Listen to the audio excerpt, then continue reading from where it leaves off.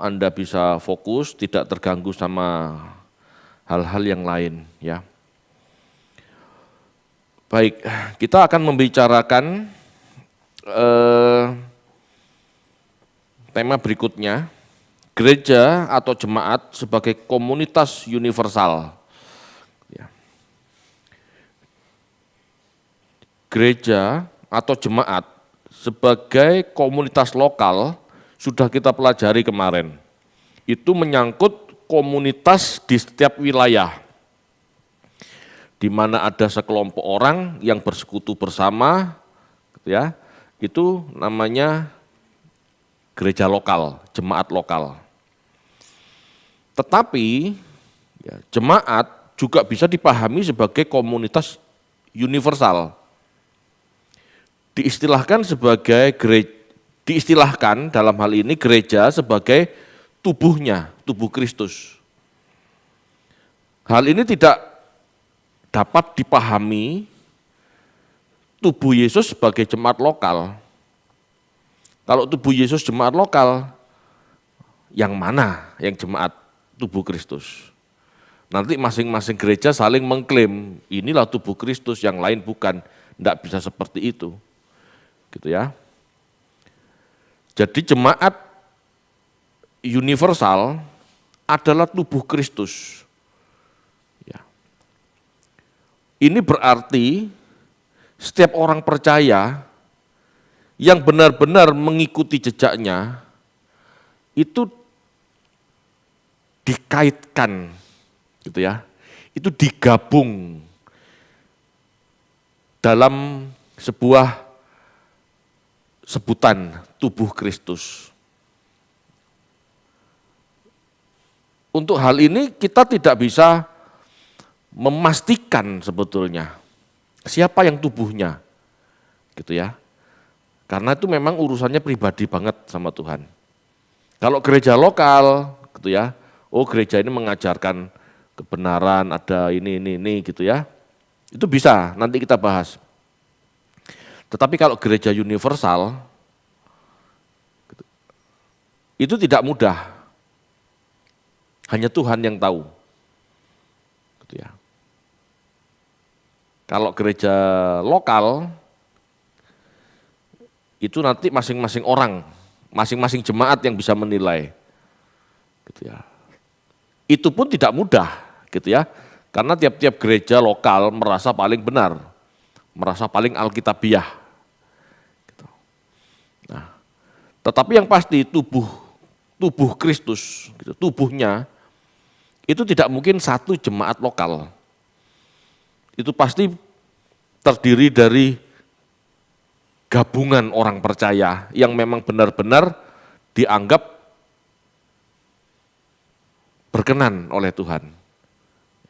Jadi enggak bisa sembarangan. Kalau kita bisa menganggap gereja ini adalah jemaat Tuhan, jemaat lokal gitu ya. Tetapi kalau gereja universal gitu ya, itu secara umum bisa dipandang sebagai kelompok orang percaya secara universal. Tapi siapa-siapa yang tergabung di dalamnya itu hanya Tuhan yang tahu. Hanya Tuhan yang tahu ini jemaatku atau bukan. Gitu ya. Nanti ini kita akan bahas terperinci. Oke. Jemaat adalah tubuhnya, yaitu kepenuhan dia. Gitu ya, kita baca aja Efesus 1 ayat 23.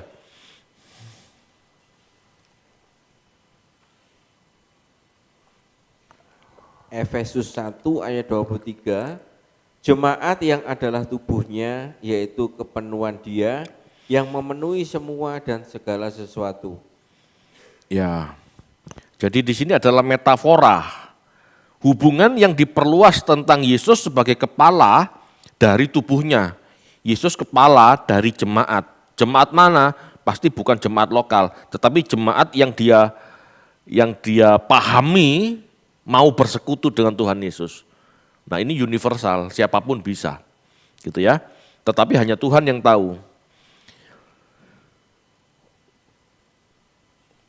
Yesus sebagai kepala dari tubuhnya, yaitu gereja yang penuh dengan karakteristik ilahinya.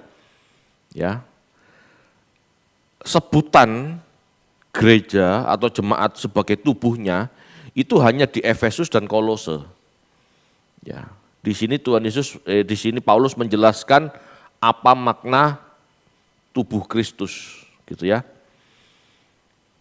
Kita baca lanjut Kolose 1 ayat 18 sampai 19.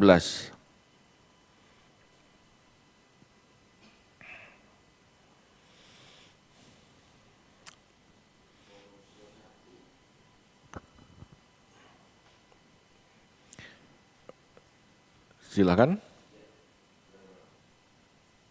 Kolose 1 ayat 18 sampai 19. Ialah kepala tubuh, yaitu jemaat, ialah yang sulung yang pertama bangkit dari antara orang mati, sehingga ia yang lebih utama dalam segala sesuatu. Karena seluruh kepenuhan Allah berkenan diam di dalam Dia. Ya, jadi Yesus yang sulung, yang pertama bangkit, dialah orang pertama yang berkenan dibangkitkan oleh Allah. Jadi dialah kepalanya, gitu ya. Orang-orang di dunia Mediterania, di dunia Yunani kuno, percaya kepala memberikan kehidupan kepada tubuh. Bayangkan kalau orang tidak ada kepalanya. Ya. Makan, melihat, mendengar, dan akhirnya merespon, itu semua dari kepala. Tubuh tidak bisa melakukan apa-apa kalau tidak melihat, kalau tidak melihat gitu ya. Tubuh tidak bisa melakukan apa-apa kalau tidak melihat. Saya tidak bisa minum kalau mata tidak melihat ada gelas. Tubuh tidak akan merasa kenyang kalau mulut tidak makan. Saya juga tidak akan pernah hidup dengan benar kalau saya tidak pernah mendengar firman. Ini maksudnya. Jadi gereja benar-benar bergantung pada Yesus sebagai kepala. Kepala ini kepala yang benar karena dia bangkit, gitu loh maksudnya ya. Dia bangkit, dia berkenan di hadapan Allah. Jadi kalau tubuh juga kepingin berkenan di hadapan Allah, ikuti kepala. Karena kepala yang memberi makanan, memberi informasi, memberikan pengertian untuk tubuh bertindak. Itu maksudnya. Istilah sulung mungkin berkaitan dengan pengertian Yunani, yaitu asal atau sumber. Dalam pengertian Yunani, kepala itu sumber. Segala sesuatu itu bersumber pada kepala. Kepala itu sumber. Nah, sama aja diwolak-walik. Ya. Dalam pengertian itulah Yesus adalah kepala gereja. Yesus adalah kepala atau sumber kehidupan dari orang percaya, dari umat Allah yang baru. Ya, Yesus adalah kepala dari jemaat, baik Yahudi maupun Yunani, budak maupun orang merdeka, laki-laki maupun perempuan. Yesus adalah Adam yang baru dari ciptaan baru. Adam pertama, Adam yang lama itu ciptaan lama. Rencana Tuhan untuk membentuk manusia segambar dan serupa itu sebetulnya sudah tertunda, gitu ya. Karena Adam tidak bisa memenuhi apa yang dikehendaki Allah. Tetapi Yesus sebagai Adam yang berikutnya, dia mampu berkenan. Dari Yesuslah akan dilahirkan keturunan rohani yang serupa dengan Allah. Itu maksudnya yang sulung, itu maksudnya kepala, gitu ya. Dia, Yesus adalah ras yang baru, kepala ras yang baru. Ras manusia itu dari Adam.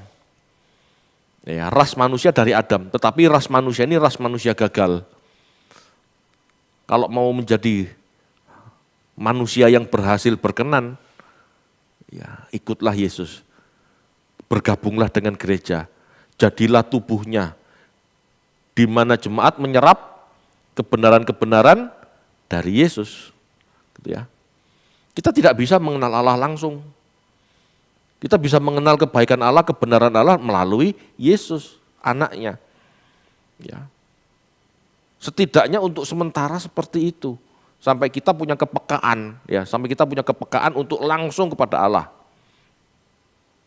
Gitu ya.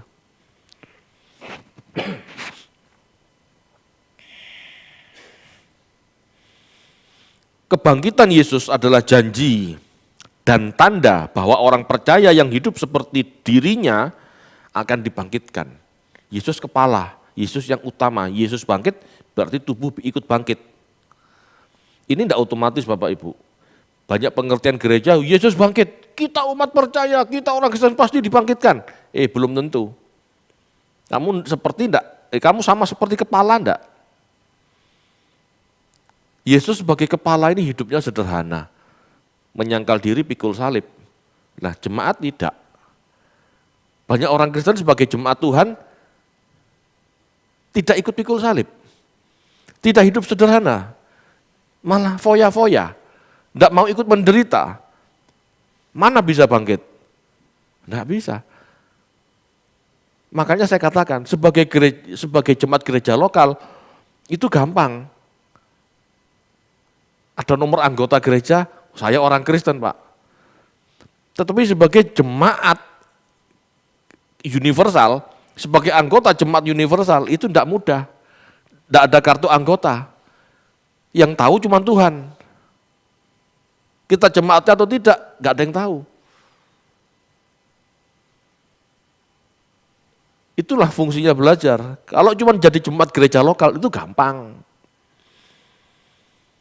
Masuk aja, datang, kenalan, gitu, perkenalan, dapat kartu anggota jemaat, kalau ada, gitu, selesai. Dibaptis, mati dikuburkan, itu kan jemaat lokal. Gitu ya. Tetapi jemaat universal tidak bisa seperti itu. Hanya Tuhan yang tahu.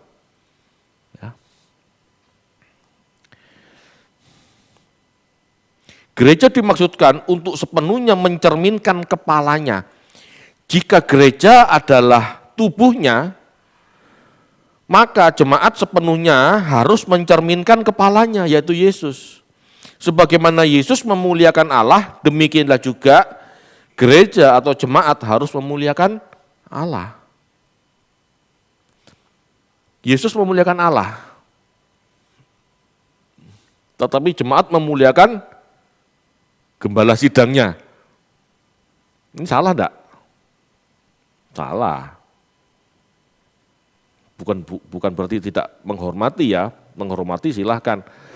Tetapi jangan mengkultuskan gembala. Kalau Yesus memuliakan Bapa di surga, ya jemaat harus memuliakan Bapa di surga. Hal yang sama. Karena perintah memuliakan itu kan dari kepala. Kepalanya Yesus. Masa Yesus menyuruh kita memuliakan Allah, lalu tubuh memuliakan yang lain? Ya, jadi pengertiannya harus sampai di situ. Mungkin enggak Anda sebagai makhluk hidup ya, Bapak Ibu gitu ya, Anda lihat di meja makan ada pisang goreng gitu ya, kepingin makan pisang goreng, ambil pisang goreng, tetapi tangan enggak ngambil pisang goreng. Tangan ngambil nasi. Mungkin enggak? Harusnya enggak mungkin.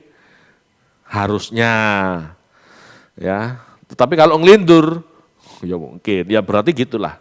Jemaat yang tidak sama dengan arahan kepala, Yesus sebagai kepala, dia lagi ngelindur. Dia lagi mengigau. Gitu ya. Konslet gitu. Dari dua ayat ini, Efesus maupun Kolose, jelas bahwa gereja adalah tubuhnya, tubuh Yesus. Yesus sendirilah kepalanya. Namun jelas gereja yang dimaksud bukan jemaat lokal. Ya. Tubuh Yesus bukan jemaat lokal Yerusalem, bukan jemaat Antioquia, bukan jemaat Roma, apalagi Banyuwangi, bukan. Gitu ya. Tetapi secara keseluruhan, yaitu jemaat dimanapun yang mau diarahkan oleh Tuhan Yesus sebagai gembalanya, sebagai kepalanya, yang penuh dengan karakternya, itulah gereja, itulah jemaat universal. Ya. Jadi jemaat universal ini adalah orang-orang yang mau diarahkan Yesus sebagai gembala, Yesus sebagai kepala, gitu ya. Dan benar-benar hidup menurut karakteristik gembalanya, karakteristik kepalanya. Kan nggak mungkin kepala sama tubuh itu berbeda. Gitu ya. Kalau kepala ini pikirannya makan terus, kan harusnya kelihatan badannya gemuk. Bentuk tubuh itu beda-beda ya, ada ektomos, ada ektomorf, ada mesomorf, macam-macam. Tetapi umumnya kan gitu. Kalau kepala ini sukanya makan, ya kecenderungan tubuhnya pasti gemuk. Kecuali Tri. Itu makan banyak gak gemuk-gemuk. Ya jadi seperti itu Bapak Ibu.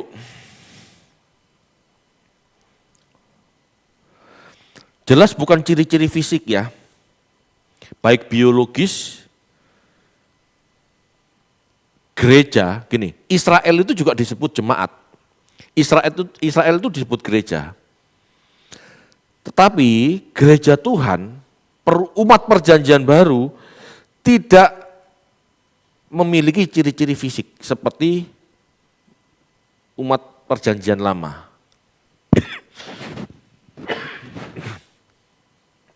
Ciri-ciri umat perjanjian baru itu rohani. Tidak tergantung dengan keturunan biologis, saudara ataupun keturunan, tidak ada hubungannya dengan itu. Gereja sebagai umat perjanjian baru, komunitas umat perjanjian baru, itu dilihat secara rohani. Ya, yang dipimpin oleh Tuhan Yesus, yang mau diarahkan oleh Tuhan Yesus, yang bersekutu dengan Tuhan Yesus, itulah gereja. Bukan secara fisik. Tidak ada unsur keturunan siapa, tidak ada. Termasuk dalam kepemimpinan gereja, dalam kepemimpinan jemaat, sebetulnya jemaat lokal yang dipimpin oleh firman Tuhan lah yang disebut gereja Tuhan. Bukan secara suksesi, oh pimpinannya ini langsung Pak. Dari Rasul ke si A ke si B, si B ke si C, lalu ke si ini gitu ya. Zaman sekarang. Enggak ada urusan lahiriah seperti itu. Apalagi kalau menyimpang.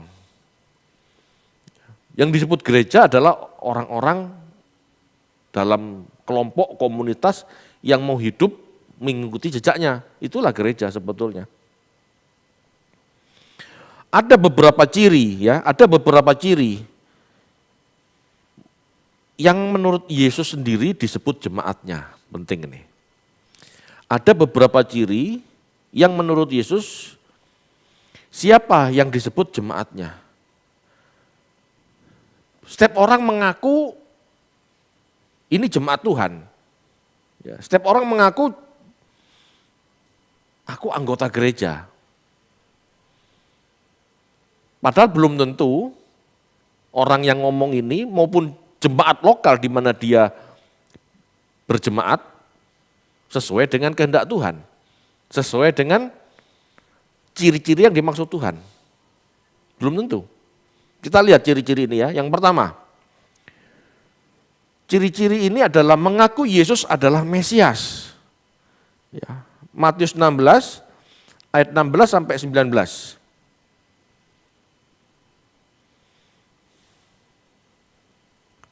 Matius 16 ayat 16 sampai 19. Maka jawab Simon Petrus, engkau adalah Mesias, anak Allah yang hidup.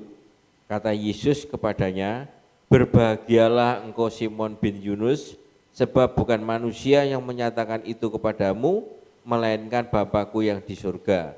Dan aku pun berkata kepadamu, engkau adalah Petrus, dan di atas batu karang ini, aku akan mendirikan jemaatku dan alam maut tidak akan menguasainya. Ayat 19, kepadamu akan kuberikan kunci kerajaan surga. Apa yang kau ikat di dunia ini akan terikat di surga, dan apa yang kau lepaskan di dunia ini akan terlepas di surga. Ya, ayat ini cukup kokoh karena ada di kitab-kitab yang lain ya. Markus 8 ayat 29, Yohanes 6 ayat 68 sampai 69. Jadi Tuhan Yesus mengatakan di atas pengakuan Petrus ini ya, engkau adalah Mesias, anak Allah yang hidup. Ya, di atas pengakuan inilah dibangun jemaatnya. Ya. Jelas, pengakuannya jelas. Engkau adalah Mesias, anak Allah yang hidup. Jadi gereja itu harus berdasar keyakinan Yesus adalah Mesias, anak Allah yang hidup. Bukan engkau adalah Allah loh. Ini penting. Kadang-kadang orang seret gitu aja lewat. Di atas dasar pengakuan Petrus, engkaulah Mesias, anak Allah yang hidup. Itu bangun gereja. Bukan di atas pengakuan Yesus engkaulah Allah, tidak loh.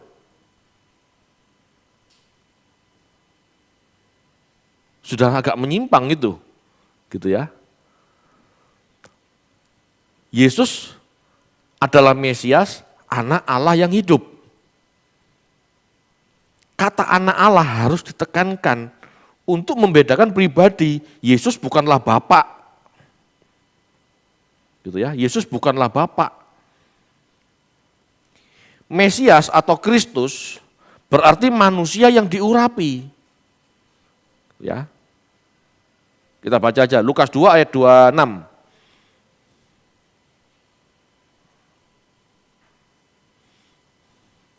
Lukas 2 ayat 26, dan kepadanya telah dinyatakan oleh Roh Kudus bahwa ia tidak akan mati sebelum ia melihat Mesias, yaitu dia yang diurapi Tuhan. Mesias itu apa? Dia yang diurapi Tuhan. Gitu ya. Jadi Yesus adalah orang yang diurapi Tuhan.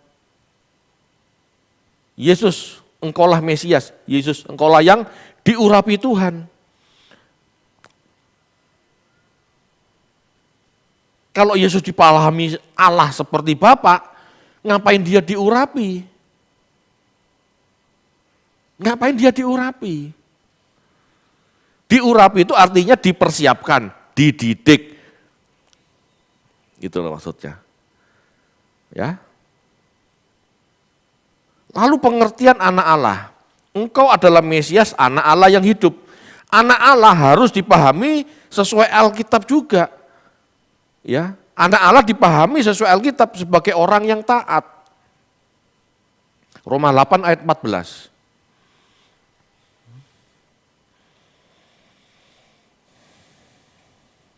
Roma 8 ayat 14, semua orang yang dipimpin Roh Allah adalah anak Allah. Ya, semua orang yang dipimpin Roh Allah adalah anak Allah. Jadi anak Allah ini orang yang dipimpin oleh Roh Allah. Jadi gereja dibangun berdasar Yesus adalah orang yang diurapi, seseorang yang taat dipimpin oleh Roh Allah, bukan Allah loh. Ya, Yesus itu anak Allah, orang yang dipimpin oleh Roh Allah. Jadi pengertian anak Allah begitu.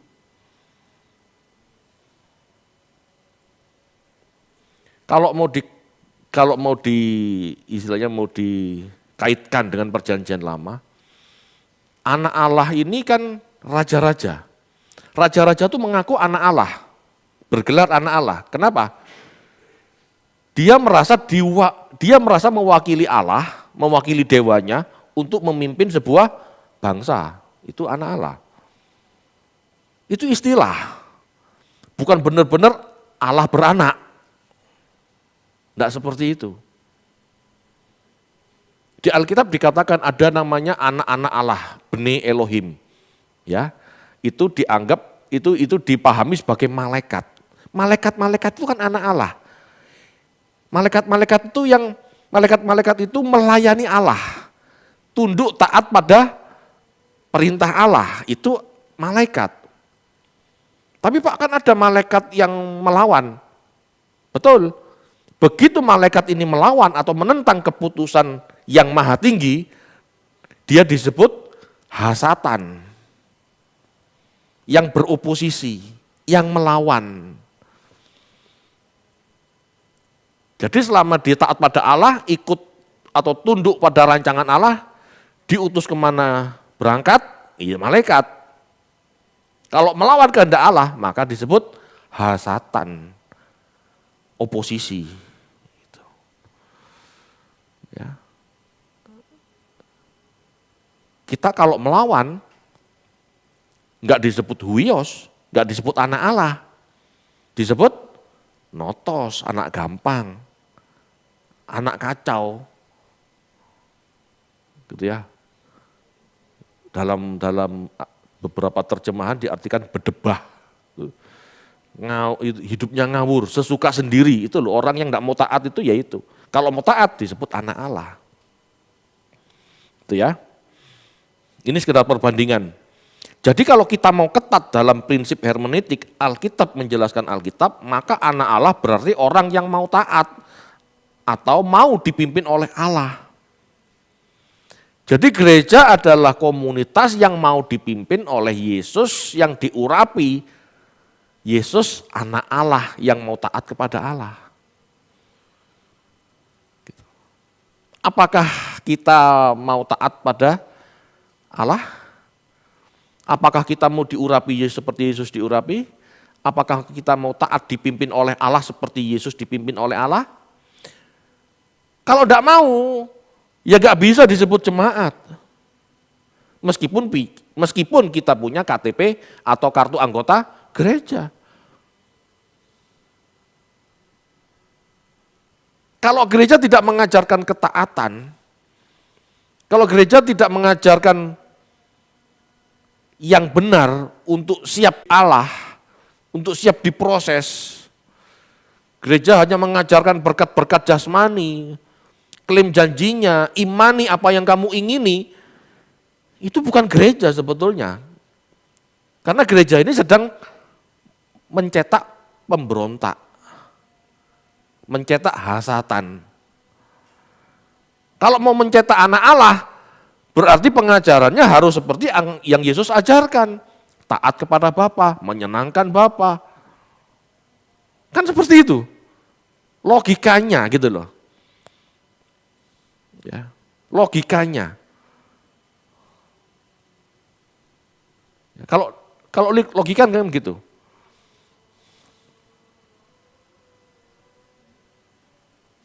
Anjing adalah hewan. Ya. Si Budi manusia. Maka si Budi bukan hewan. Kan cara berlogikanya kan begitu. Kalau yang diajarkan tidak seperti yang Yesus ajarkan, jemaat ini bukan gereja loh. Tetapi banyak gereja, yang penting aku Yesus, yang penting praise and worship, merasa sudah jemaat. Ini jadi masalah. Mungkin sebagai jemaat lokal, ya gereja bla bla bla, nah, ada akte notaris, izin pemerintah ada. Tetapi sebagai gereja Tuhan, belum tentu. Ya, itu. Ciri nomor 2, mengikuti ajaran dan teladannya. Yohanes 14 ayat 12. Silakan. Yohanes 14 ayat 12, Aku berkata kepadamu, sesungguhnya barang siapa percaya kepadaku, ia akan melakukan juga pekerjaan-pekerjaan yang aku lakukan, bahkan pekerjaan-pekerjaan yang lebih besar daripada itu, sebab aku pergi kepada Bapa. Ngomong aku percaya, banyak orang ngomong aku percaya, banyak anggota gereja ngomong berkata gitu ya, aku percaya Yesus. Apakah ini sudah dikatakan percaya kalau cuma berkata aku percaya Yesus? Enggak loh. Yesus berkata apa? Kalau kamu percaya kepadaku, kamu melakukan apa yang aku lakukan, aku kerjakan. Meskipun anggota gereja tercatat, bahkan mungkin diaken, bahkan mungkin pendeta, tetapi tidak mengikuti apa yang Yesus lakukan, tidak mengerjakan apa yang Yesus kerjakan, dia bukan jemaat loh. Dia bukan orang percaya sebetulnya. Jemaat sebagai pengikut Kristus sudah seharusnya memuliakan Bapa, karena Yesus memuliakan Bapa. Ya. Jemaat sebagai pengikut Kristus seharusnya memuliakan Bapa dengan melakukan tugas darinya. Apa tugas Bapa kepada Yesus? Memberitakan kerajaan Allah, menyelamatkan orang. Apakah kita juga punya tujuan itu dalam hidup? Atau bergereja cuma tujuannya diberkati secara jasmani?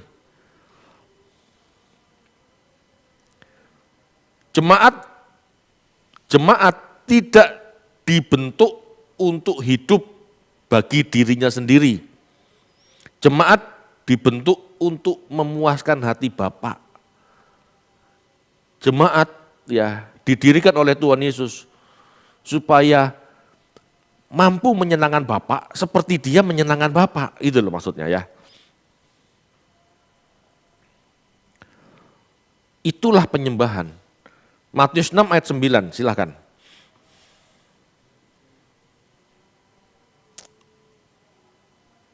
Matius 6 ayat 9, karena itu berdoalah demikian, Bapa kami yang di surga, dikuduskanlah namamu. Yesus mengajarkan kepada jemaatnya, kepada muridnya, Bapa kami yang di surga, dikuduskanlah namamu. Yesus mengajarkan kepada murid-muridnya untuk memuliakan Bapa di surga. Itulah penyembahan. Bagaimana memuliakan Bapa di surga? Hiduplah seperti Yesus hidup. Karena Yesuslah yang terbukti memuliakan. Kalau Yesus tidak terbukti memuliakan, Dia nggak akan dibangkitkan. Gitu ya. Yohanes 4 ayat 34, Pak.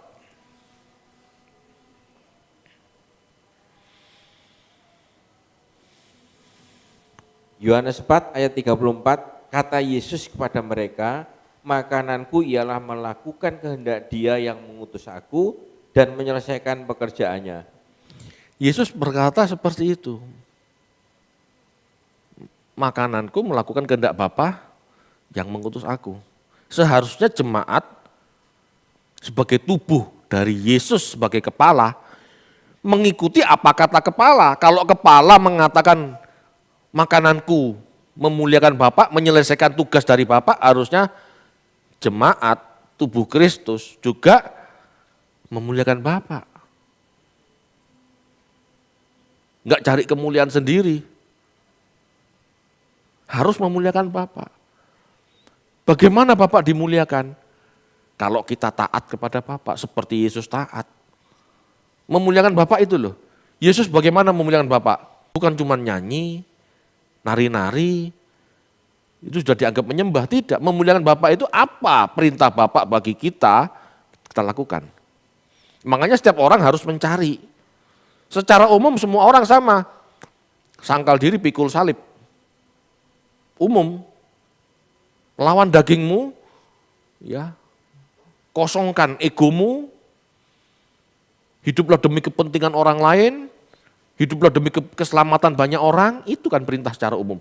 Tetapi seperti apa, sebagai apa, masing-masing orang kan beda. Cari itu. Jadi kita hidup ini bukan untuk diri sendiri, Bapak Ibu. Seperti Yesus tidak hidup untuk dirinya sendiri. Begitulah jemaat seharusnya hidup tidak untuk dirinya sendiri. Harus ikut mikiri orang lain. Memang kita harus bertanggung jawab pada diri kita dan keluarga, harus tanggung jawab. Tetapi jangan itu saja, karena tugas kita seharusnya ikut memikirkan apa? Yang Yesus pikirkan. Dia kepala kok. Kalau kita nggak memikirkan apa yang Yesus pikirkan, berarti kita bukan bagian hidupnya, kita bukan tubuhnya kan. Lah mikir dewe. Yesus ke kanan, kita ke kiri. Kan kayak emak-emak. Ngarah ke kanan, litingnya ke kiri. Kan tidak seperti itu Bapak Ibu. Kita ke kiri, Yesus ke kiri ya kita ke kiri, Yesus ke kanan kita ke kanan. Yesus menyerahkan dirinya untuk banyak orang, kita juga harus hidup menyerahkan diri kita untuk banyak orang. Gereja ini harus jadi berkat Bapak Ibu. Jangan mikiri diri sendiri terus. Jangan mikiri gereja ini kurang itu terus. Ayo mikiri orang lain, dengar kebenaran apa tidak. Seharusnya begitu. Ayo menjangkau. Ayo jadi alatnya Tuhan. Ayo jadi tubuhnya Tuhan. Tuhan ini ingin menjangkau ke selatan misalnya. Ya ayo kita ke selatan. Amin Bapak Ibu. Percaya Yesus berarti melakukan pekerjaannya. Bukan sekedar pengakuan mulut. Tetapi melakukan apa yang sama seperti dia lakukan. Yaitu menyangkal diri dan memikul salib. Ya, Yesus membentuk pola pikir yang tidak memuaskan keinginan dan mau berkorban bagi keselamatan sesama. Ini menjadi penekanan bagi jemaat seharusnya.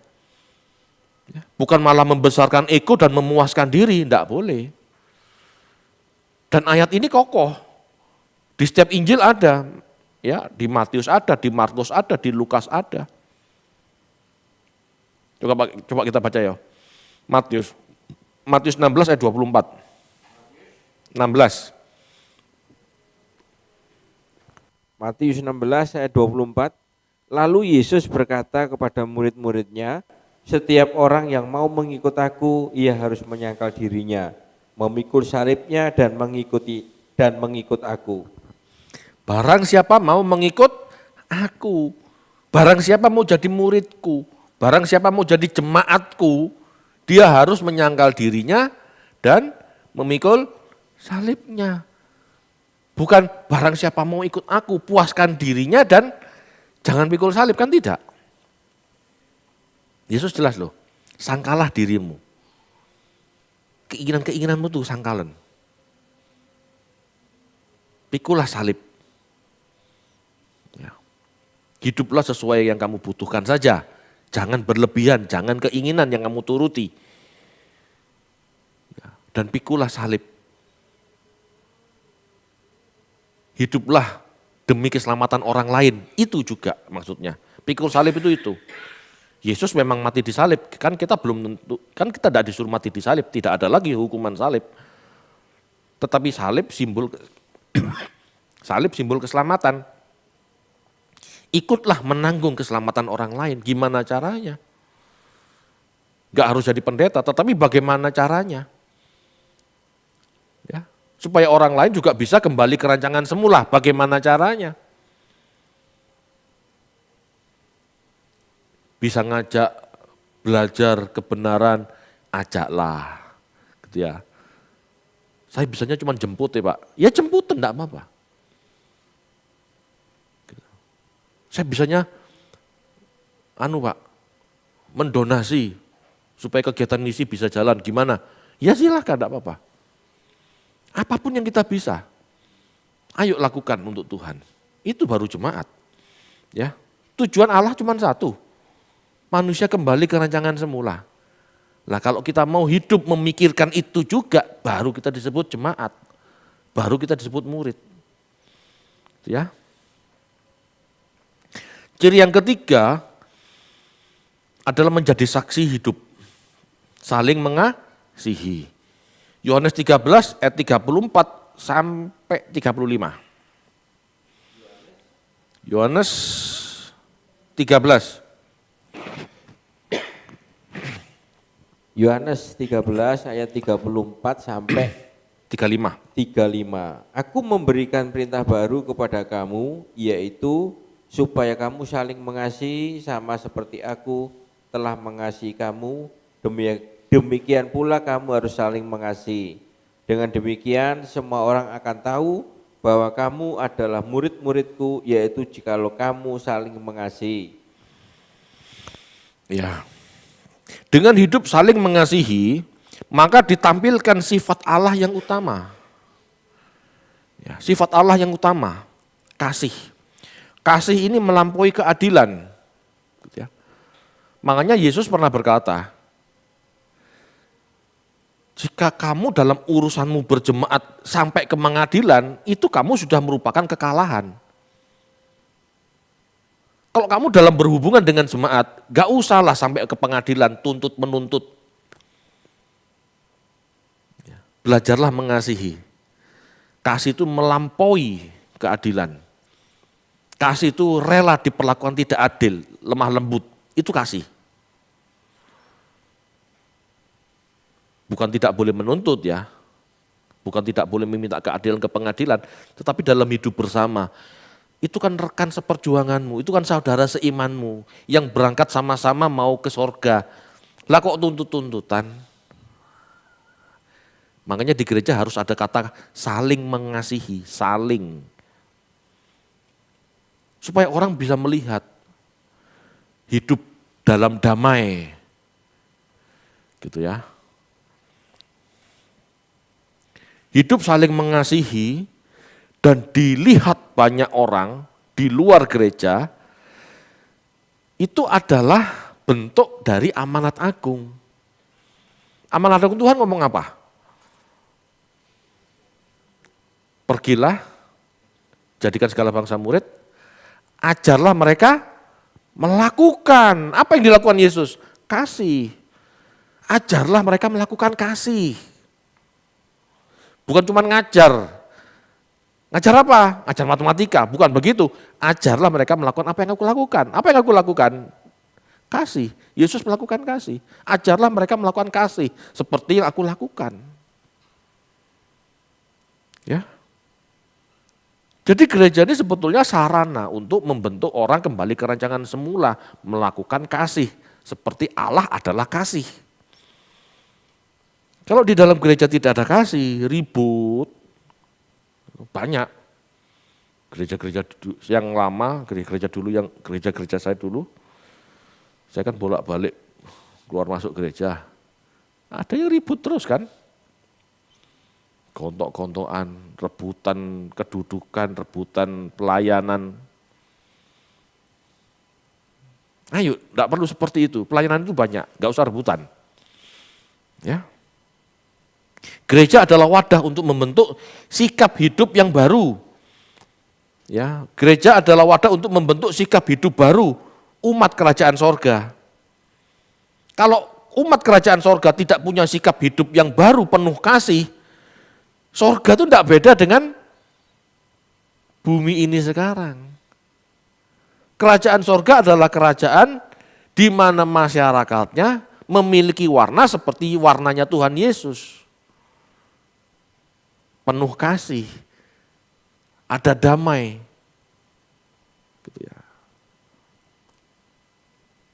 Menciptakan bumi baru itu menciptakan bumi baru itu enggak sulit.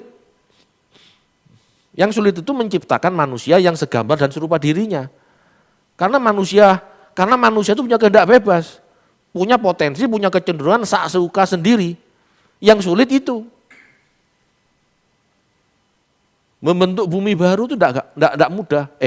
Enggak sulit ya, membentuk bumi baru itu enggak sulit. Bingung.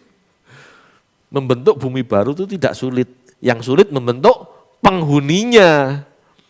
Nah, kalau penghuninya seperti bumi yang lama, rusak lagi sorga. Amin Bapak Ibu.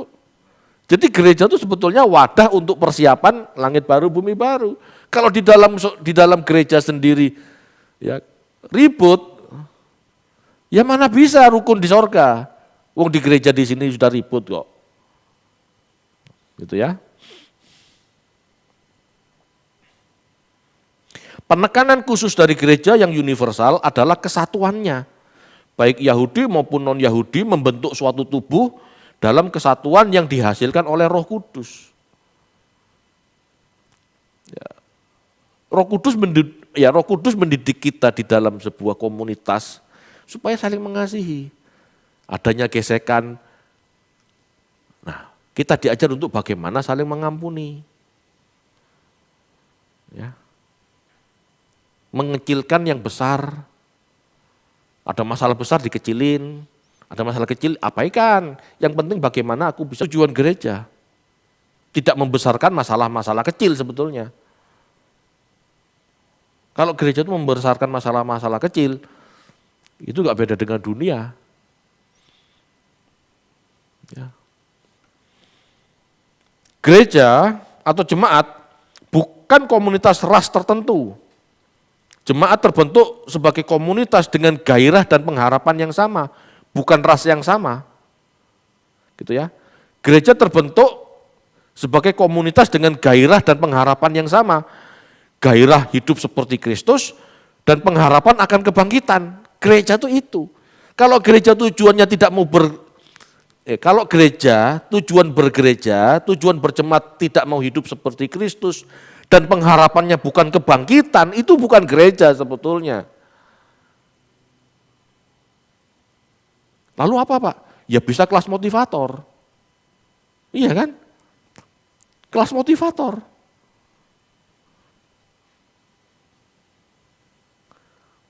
Kelas sukses. Kelas untuk pelajaran-pelajaran yang lain, bukan kelas kehidupan.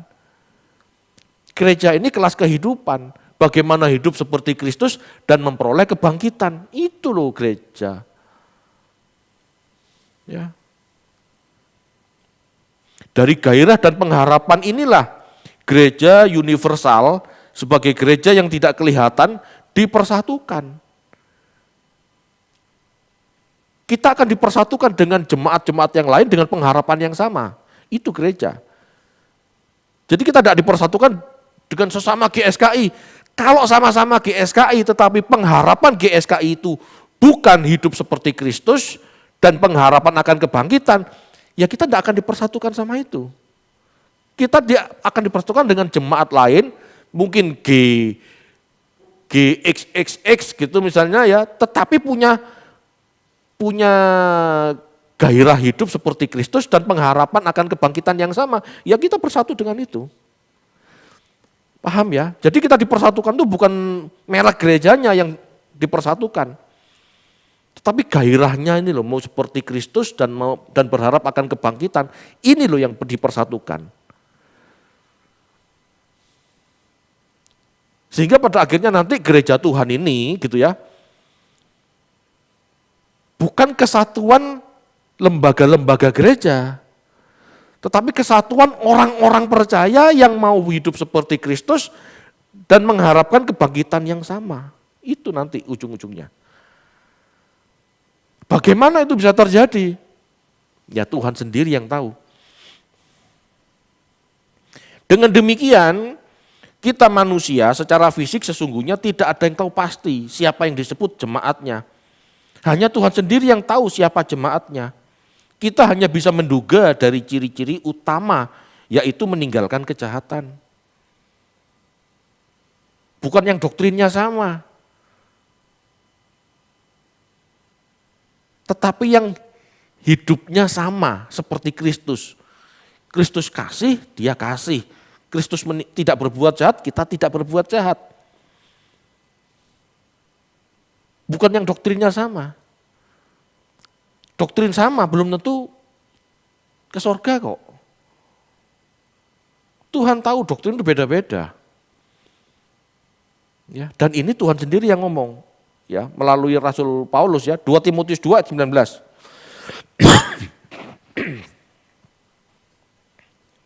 2 Timotius 2 ayat 19. 2 Timotius 2 ayat 19. Tetapi dasar yang diletakkan Allah itu teguh dan materainya ialah Tuhan mengenal siapa kepunyaannya dan setiap orang yang menyebut nama Tuhan hendaklah meninggalkan kejahatan. Ya. Dasar yang diletakkan Allah itu teguh. Ya, dasarnya ini kokoh. Dan itulah materainya. Materai itu apa? Tanda bahwa dia dimiliki Allah itu sah. Hanya Tuhan yang tahu. Tuhan mengenal siapa kepunyaannya. Bukan kita yang merasa aku pantas masuk surga, bukan. Tuhan yang tahu siapa milik kepunyaannya. Bukan kita yang merasa sudah pasti masuk surga. Gitu ya. Tuhan mengenal siapa kepunyaannya. Nah, sambungannya, lanjutannya. Setiap orang yang menyebut nama Tuhan hendaklah meninggalkan kejahatan, titik. Setiap orang yang menyebut nama Tuhan hendaklah meninggalkan kejahatan. Orang-orang yang disebut jemaat Tuhan adalah orang-orang yang memiliki gairah hidup seperti Yesus hidup. Tidak berbuat jahat. Dia melakukan yang baik, yang benar. Gitu ya. Setiap orang yang menyebut nama Tuhan hendaklah meninggalkan kejahatan. Kejahatan itu adikias. Adikias itu tindakan yang salah, tindakan yang jahat, itu adikias. Jadi gak usah ribut masalah doktrin. Lakukan saja yang baik, berbuatlah baik. Cukup. Pak, doktrin gak perlu belajar. Belajar, tapi gak perlu debat, gak perlu ribut. Doktrin, kamu merasa doktrinmu paling benar gitu ya, paling sah, paling sesuai konsili, tapi hidupmu jahat, itu bukan milik Allah loh. Merasa paling benar, merasa paling alkitabiah, tetapi membakar manusia hidup-hidup. Itu berbuat jahat kan? Apa boleh membakar manusia hidup-hidup hanya karena beda doktrin? Nah ini loh, penyelewengan gereja ribuan tahun ini seperti ini. Setiap orang yang menyebut nama Tuhan hendaklah meninggalkan kejahatan, adikias. Adikias itu lawan katanya di kayu suni. Ya, adikias, perbuatan jahat, itu lawan katanya di kayu suni atau perbuatan beragama, perbuatan baik.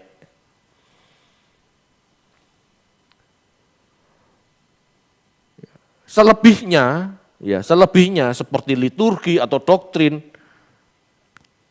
itu kan persepsi manusia masing-masing atau asumsi, gitu ya. Buku bacaannya beda, beda persepsinya, apalagi cuma asumsi, cuma modal yakin, enggak bisa, belum tentu kebenaran. Bapak Ibu tahu ya bedanya asumsi, persepsi, tahu enggak?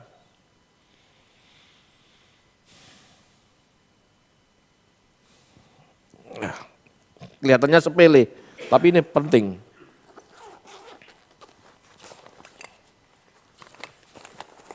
Yang kasih contoh yang gampang-gampang saja ya.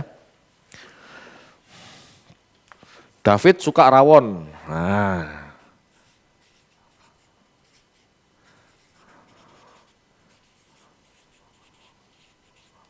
David suka rawon. Lalu ada orang yang ngomong, rawon itu sup daging yang warnanya hitam. Sup daging warna hitam. Ciri-ciri umumnya kan memang seperti itu. Tapi apa betul? Belum tentu. Karena warna hitam juga bisa. Kalau sup daging dikasih kecap ya hitam. Tapi kan bukan itu rawon. Betul? Ini namanya asumsi. Ya. Satu. Yang kedua, David suka rawon. Rawon itu sup daging yang warna hitam karena keluak. Betul? Ya. Ini sama, idem, keluak, ada keluaknya.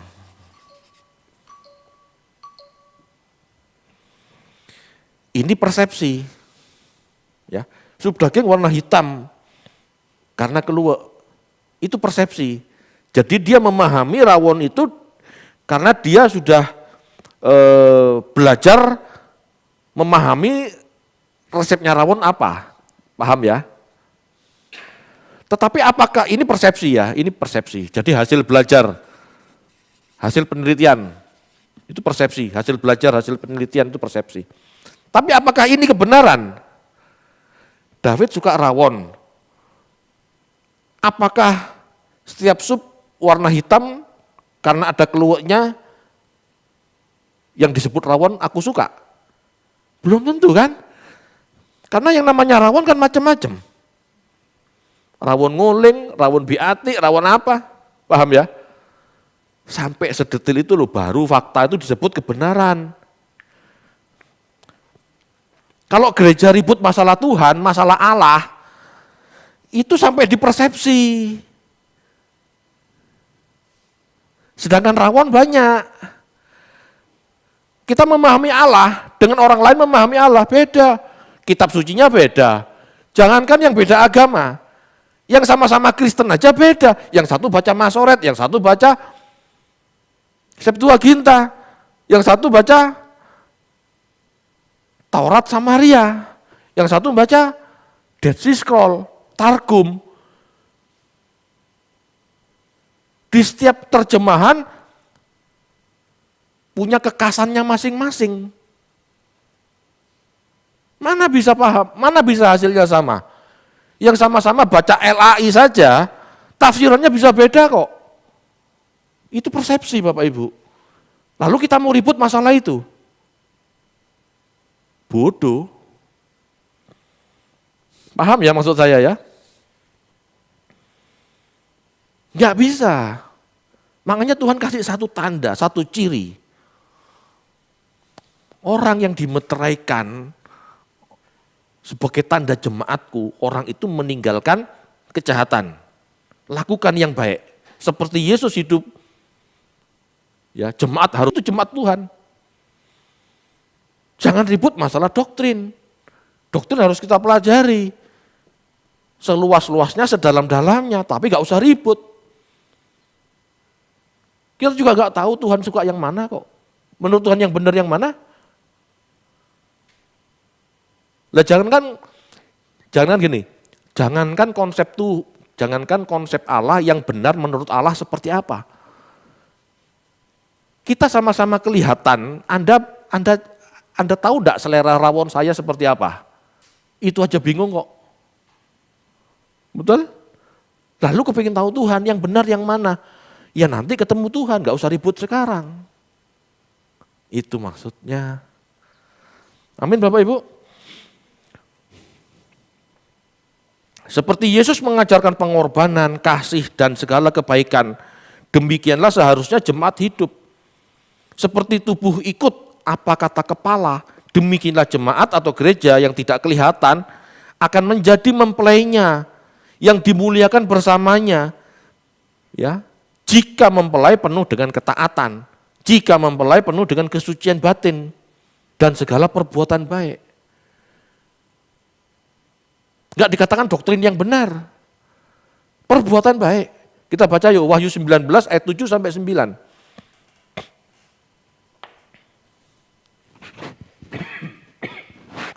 Wahyu 19 ayat 7 sampai 9. Marilah kita bersukacita dan bersorak-sorai dan memuliakan Dia, karena hari perkawinan anak domba telah tiba dan pengantinnya telah siap sedia. Dan kepadanya dikaruniakan supaya memakai kain lenan halus yang berkilo-kiloan dan yang putih bersih. Lenan halus itu adalah perbuatan-perbuatan yang benar dari orang-orang kudus. Lalu ia berkata kepadaku, tuliskanlah, berbahagialah mereka yang diundang ke perjamuan kawin anak domba. Katanya lagi kepadaku, perkataan ini adalah benar, perkataan-perkataan dari Allah. Jelas? Dalam pesta anak domba, Yesus anak Allah disandingkan dengan saudara-saudaranya. Berarti saudara-saudaranya juga anak Allah kan? Yang memiliki kesaksian Yesus, nah itu penekanannya. Mempelai yang disebut tubuh, Kristus, Yesus kepalanya. Yang disebut mempelai, Yesus mempelai laki-lakinya, kita jemaat adalah mempelai wanita. Mempelai wanita itu yang seperti apa? Yang memiliki kesaksian Yesus. Tadi di ayat itu dikatakan, yang memiliki kesaksian Yesus. Yang hidup seperti Yesus maksudnya. Mempelai itu orang-orang yang hidup seperti Yesus hidup. Itulah mempelai, itulah jemaat, itulah gereja yang tidak kelihatan. Amin. Jelas, pesta anak domba ini hendak menyatakan kerajaan Allah yaitu masyarakat dan keimamatan yang menyembah Allah atau memberi nilai tinggi Allah. Yesus memuliakan Allah, tubuhnya memuliakan Allah. Yesus anak Allah dan kita saudara-saudaranya juga disebut anak Allah. Maksudnya apa? Mau dipimpin oleh Allah. Yesus mempelai laki-laki, jemaat adalah mempelai wanita. Ya. Itu sama-sama memuliakan Allah. Kita baca ayat 10-nya. Wahyu 19 ayat 10. Wahyu 19 ayat 10, maka tersungkurlah aku di depan kakinya untuk menyembah dia. Tetapi ia berkata kepadaku, janganlah berbuat demikian, aku adalah hamba, sama dengan engkau dan saudara-saudaramu yang memiliki kesaksian Yesus.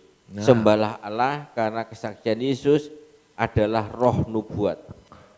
Mempelai wanita ini adalah jemaat atau tubuh Kristus yang memiliki kesaksian Kristus.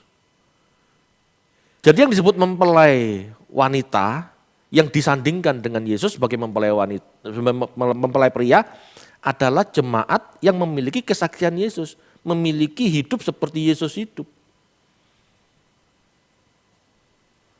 Dan malaikat katakan apa? Sembahlah Allah. Maksudnya apa? Yesus dan saudara-saudaranya, Yesus dan mempelainya, fokusnya cuma satu, menyembah Allah. Itu berarti Yesus dan saudara-saudaranya, Yesus dan mempelainya disubordinasi oleh Allah. Enggak pernah sejajar, sembahlah Allah. Paham Bapak Ibu? Itulah gereja.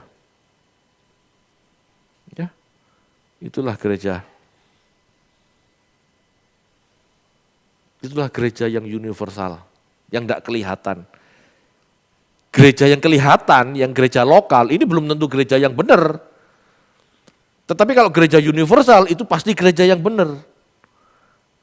Karena gereja universal inilah gereja yang disebut mempelai wanita. Mereka inilah yang punya kesaksian Kristus. Amin. Gak apa-apa kita berjemaat lokal. Tetapi fokusnya harus ngerti, fokusnya adalah Bapak, fokusnya adalah hidup seperti Kristus, fokusnya adalah kebangkitan tubuh, bukan yang lain. Kalau mau jadi mempelai, kalau tidak mau ya gak usah. Punya aja agenda sendiri, punya aja visi misi sendiri, tiap tahun berubah. Visi misi tahun ini, nah kayak gitu tuh. Mau jadi apa berubah terus? Visi misi gereja ya cuma satu, visi misi Yesus. Itu katanya gereja Yesus kan, Yesus kepala.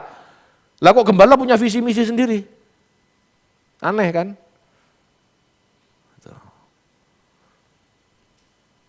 Kalau ini gerejanya Yesus, ya visi misinya visi misi Tuhan Yesus. Apa visi misi Tuhan Yesus? Melakukan kehendak Bapa dan menyelesaikannya. Kehendak apa-apa, keselamatan manusia. Kembalinya manusia ke rancangan semula. Cuman itu. Ya, fokusnya itu. Kalau kebanyakan visi misi, malah gak jelas. Mau kemana arah gereja? Ya. Karena fokusnya cuma satu. Jadi mempelai itu harus punya hidup Kristus. Amin Bapak Ibu. Oke, saya rasa cukup.